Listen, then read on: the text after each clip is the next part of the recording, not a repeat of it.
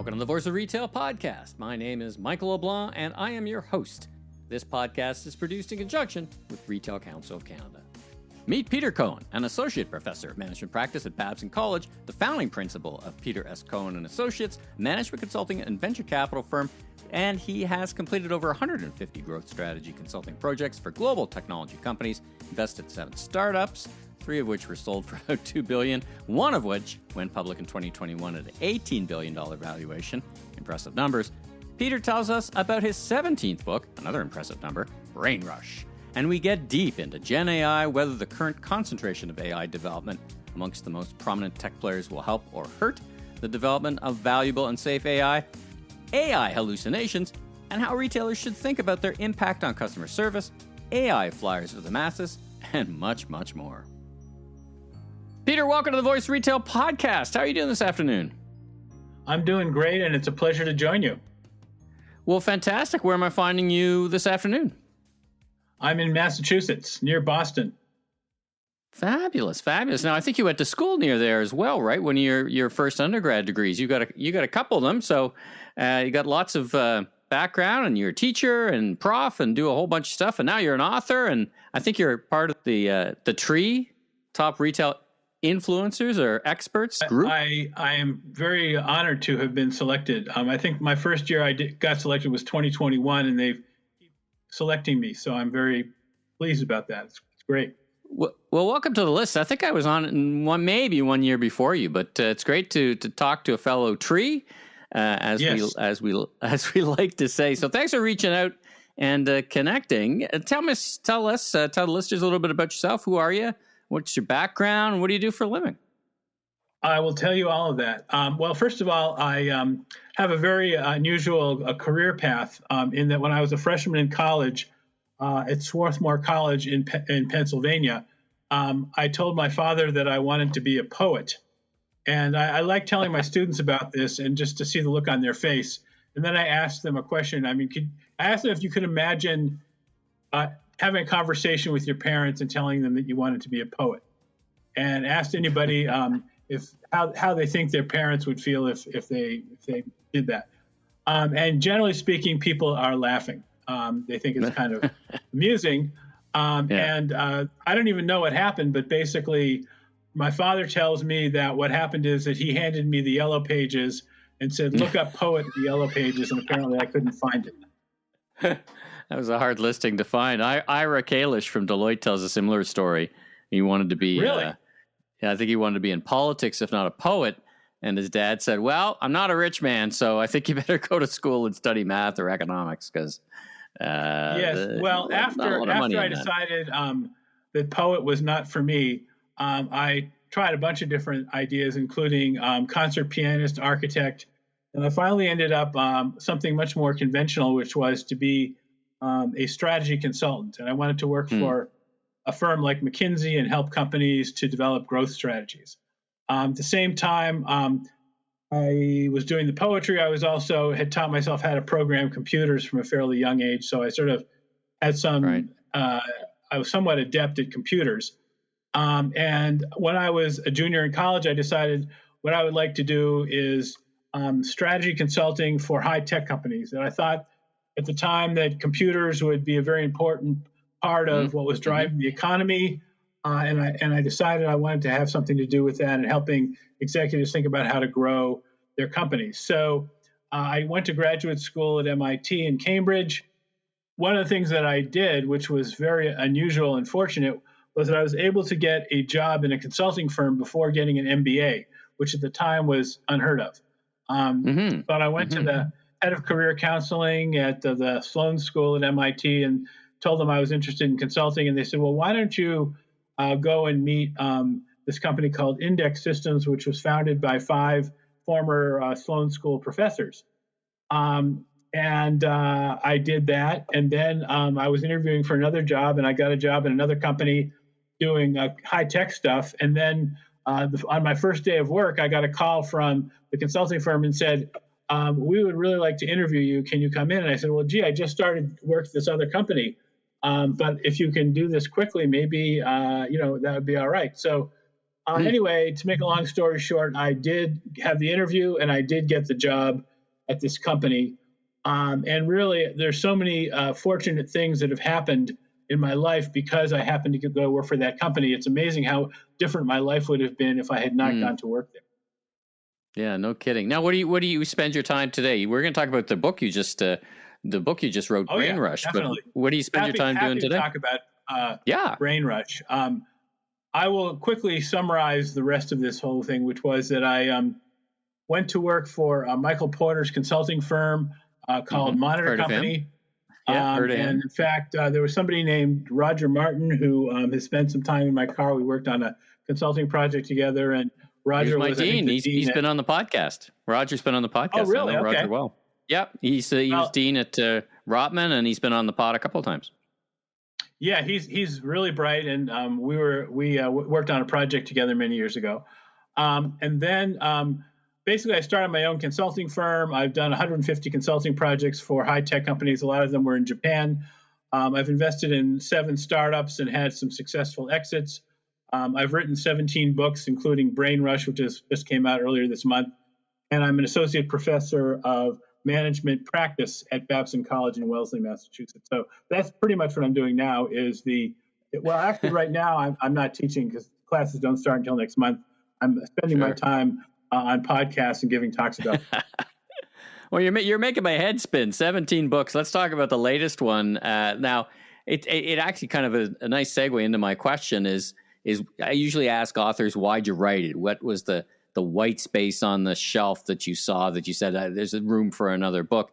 I mean, you're clearly adept at the process of writing books. Many authors tell me it doesn't come any easier, whether it's the 3rd or the 10th. But in this case, this kind of it's about generative AI. Was that just a pent up demand in your head, or is like, wow, something's happened and I got to write a story about it because I think I can add some help and give people some context? Well, what was your approach? That had a really interesting answer in my experience. First of all, when I was working at that consulting firm with the MIT professors, one of the founders of that firm started an AI company doing something called Expert Systems, and I went to work for that company. And to make a long story short, the company was doing some really interesting things with technology. However, it was not a successful company, which taught me a very valuable lesson when I learned about why it wasn't successful. And then the other thing that happened was that during the 1990s and early 2000s, I wrote 3 books about the dot-com boom. So I had very closely observed what was going on. And when in May of 2023, NVIDIA, the chip company, announced BAFO earnings. It was actually a very interesting thing because they had not done very well for the particular quarter that they were in, the first quarter of 2023, but their forecast for the rest of the year was just so surprisingly good. And I immediately thought to myself, this is going to be this whole generative AI thing is going to be something that is possibly on the order of what happened during the dot-com era. So with all my experience in AI and an AI startup and in the dot-com era, I just had this gut reaction that this was going to be a huge opportunity, and I really wanted to write a book about it. So I set out to write some book proposals, and I got a publishing company. Interesting. I want to get back to that idea about the dot-com era, comparing it to GenAI. But for the listeners, there's nobody listening to this podcast who would not have heard of GenAI. But give me your definition of generative AI and what's different about it than the AI you were working on a decade ago. Yes, well, there is a difference, and there's been some changes in AI since I was working on it. But back when I was working on it many years ago, it was something called Expert Systems, which is essentially you talk to somebody who's an expert. In this case of the startup that I was working in, it was personal financial planning. And so I spent some time talking to an expert in personal financial planning to try to understand how they make decisions when they're advising their customers, and then essentially write code that will sort of memorialize or kind of formalize their thinking and decision-making process. So that was what an expert system was. Could you say you were trying to mimic? Could you say you were trying to mimic that expertise, basically? Yeah, I would say that what we were trying to do was sort of find the best decision-making rules that experts use and try to put that into a computer so that if somebody was trying to do a personal financial plan, they would this computer program would walk them through a series of questions and give them answers based on the expertise of the people that we interviewed. That's what the idea was behind the technology expert systems back many years ago.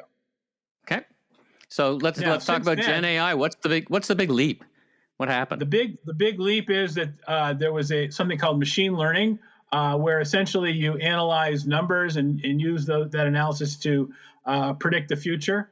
And then what happened with generative AI is that this is a major event took place back in 2017 when some scientists at Google invented something called transformers, which essentially allowed you to use computer networks to type in a word, and it would predict what the next word was going to be based on the context in which that word was used in a sentence.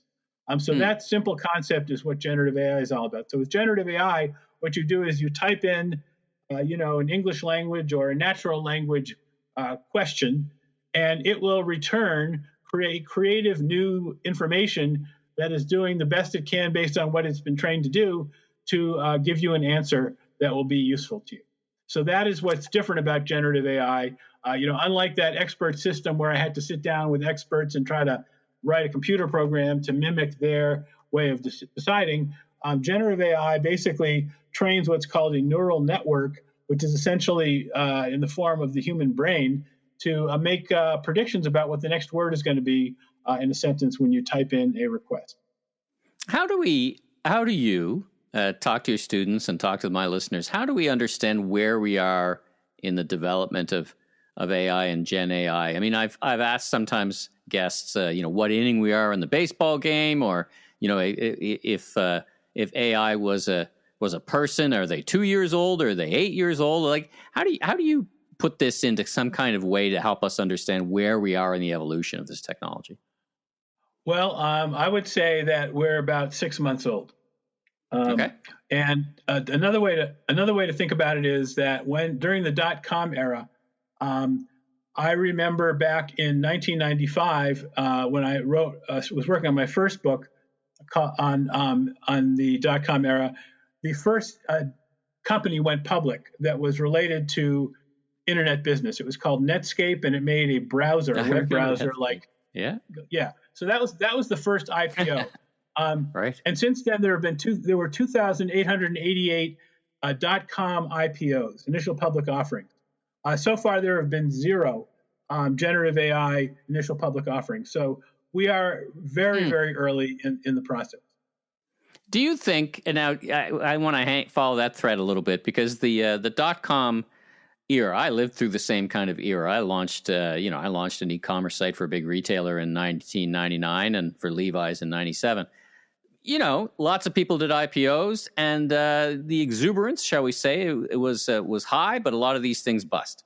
Now, we sit here 25 years later, and we can see the foundation that was created. Do you think that AI is going to go through a similar cycle, or you think there's been some lessons learned about what and how is hype, and what and how is reality?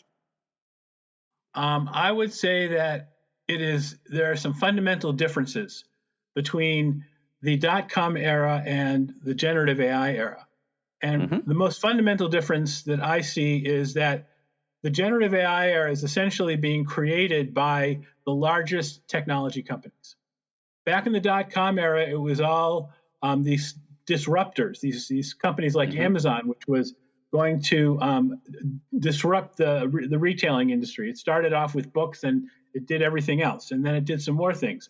But the point was that the established incumbents they were poo-pooing the significance of e-commerce. They were poo-pooing the significance of .com because they hadn't invented it. But what's going on here is that all of the innovation, all of the creation of new companies is all essentially heavily dependent on these established firms like Microsoft and Amazon and Meta Platforms. They are the ones that are really driving this generative AI era. And yes, OpenAI is a startup, but only in name only.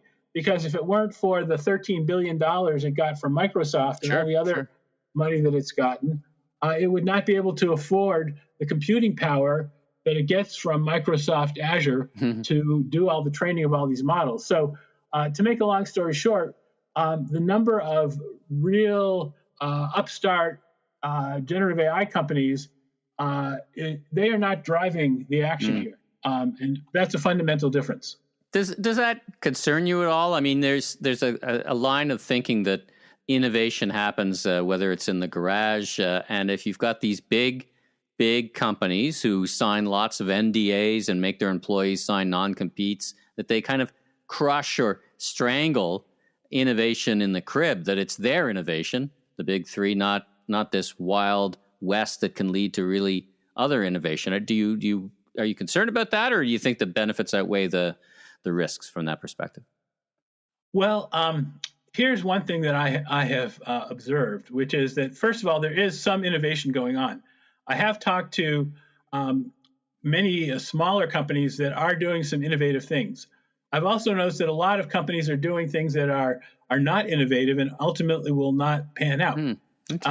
So, I mean, to help kind of clarify this, I developed something called the value pyramid, which has 3 levels. So picture a pyramid. At the bottom level of the pyramid is the most common use of generative AI, which is essentially what I call overcoming creator's block, which is essentially people who write emails, who write marketing copy, who write code, write questions for podcast interviews. Yeah, exactly. They will go to some kind of an AI chatbot and get help with that. It will help them overcome creator's block, which is, helps them with productivity. But the problem with that is that it's not something that is valuable enough for people to pay more money for it than the cost of actually building the system. And it's also something that anybody can use. And so the very ubiquity of the technology means that it's not going to be something that generates a competitive advantage for any particular firm. So that is sort of the first level of the value pyramid. A lot of people are doing things in that area, but that is not going to ultimately create sustainable value and sustainable competitive advantage.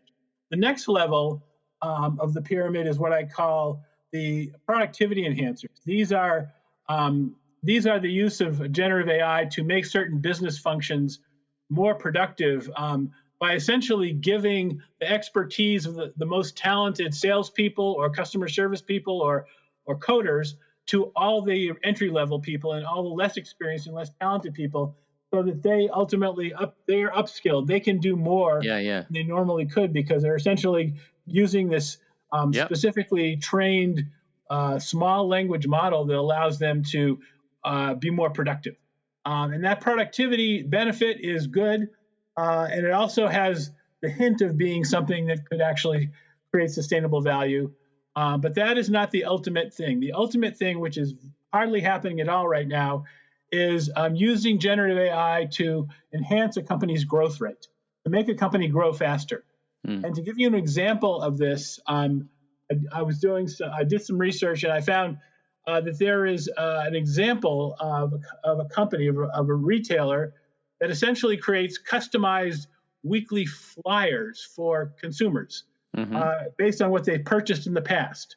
So they know, it knows what the particular consumer likes to buy, has bought recently. It can make recommendations of new weekly deals that might be attractive to them and serve that up to the person individually.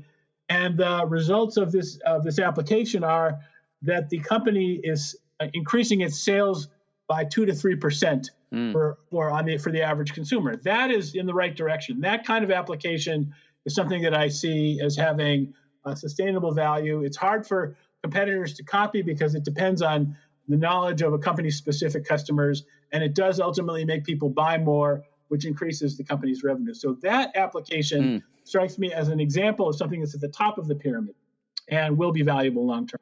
Now, I was doing something like that 25 years ago with the CRM systems with a decision tree and if-then programming. What you're thinking, though, is this AI would be even better than that. Because we made some great results, too, with some basic, if you like this, then you'd like that kind of analysis. Now, we didn't have big cloud computing behind us. We didn't have the power today. But do you think that it's so different that it's a big leap forward? Because your ideas, that particular idea or example, not new, but you're thinking that AI can it level the playing field, that anybody can do that without having the huge resources? Like, what's the real tangible example for the retailers listening? Well, I think, for the retailer, any retailer can create that kind of a system. But the key to it is having the right information and building a system that can tap into that information. So when you have a customized individual weekly deal, proposal for them, it's like, in the old days, they used to have paper, flyer circulars that they would send out to people. Now you still have them. They still have them. People love them.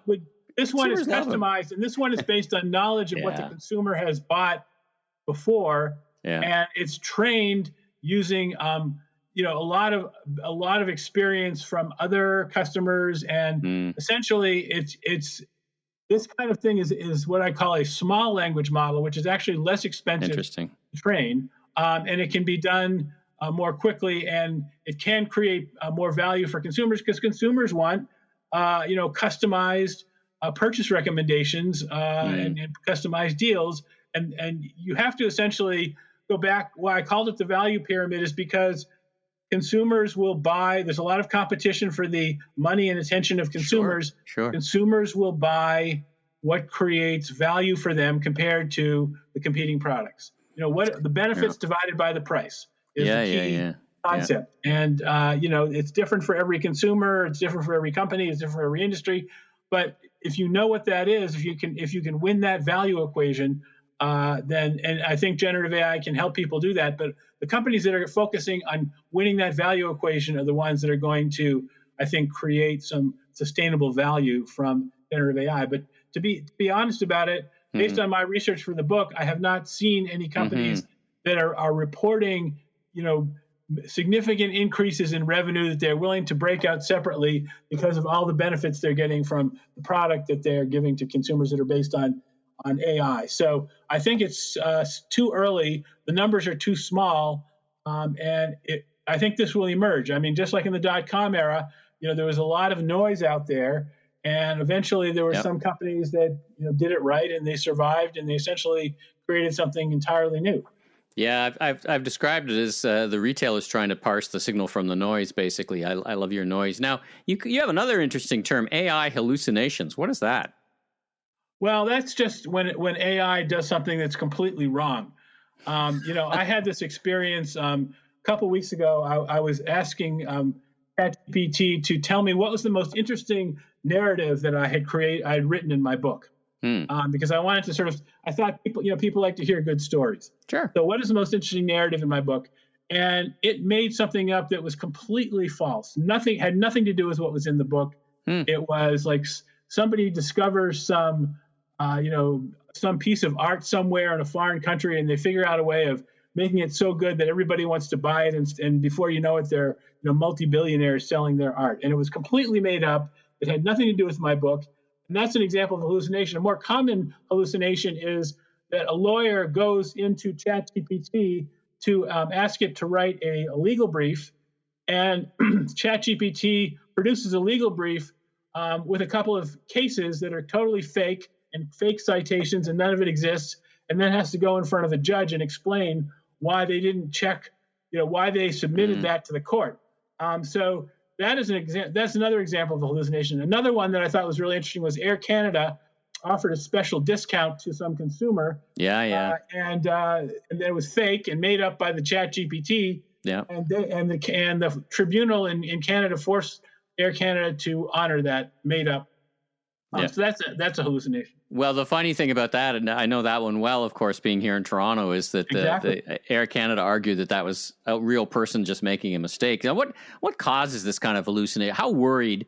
Like, you're talking about, if you're talking to a retailer about hooking their system up, it sounds like a conversation for the Terminator movie series. But if you're talking about a retailer hooking up their flyer system to AI, and it's going to offer in the flyer items that don't actually exist, how worried should we be about that? And again, is it you need a human in the loop. You need, like whenever I will do these things for students. Like I asked ChatGPT to create a rival to Netflix that would end up dominating the online streaming industry by 2034.